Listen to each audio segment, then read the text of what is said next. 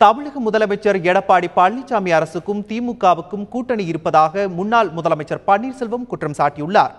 அதிமுக புரட்சித் தலைவி அம்மா அணி சார்பில் விருதுநகர் மாவட்டம் சிவகாசியில் எம்ஜிஆர் நூற்றாண்டு விழா சிறப்பு கூட்டம் நடைபெற்றது. இதில் மதுசூதனன், முன்னாள் சபாநாயகர் BH பாண்டியன், முன்னாள் அமைச்சர்கள் பாண்டியராஜன் உள்ளிட்டோர் பங்கேற்றனர்.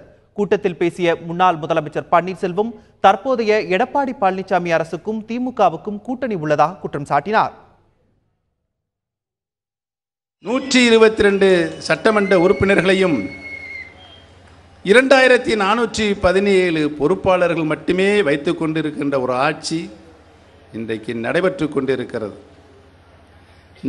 கொண்டிருக்கிறது என்று சொல்வதை காட்டிலும் நித்திய கண்டம் பூர்ண ஆயுசு.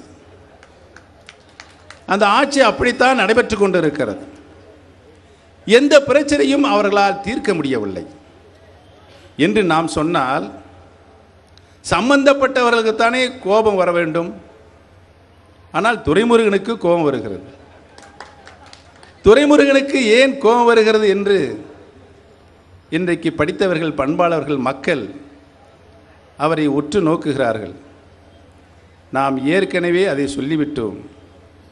அவர்கள் அன்கோ போட்டு விட்டார்கள், கூட்டணி அமைத்து விட்டார்கள். எடப்பாடி பழனிசாமிக்கு வர வேண்டிய கோபம் துரைமுருகனுக்கு ஏன் வருகிறது?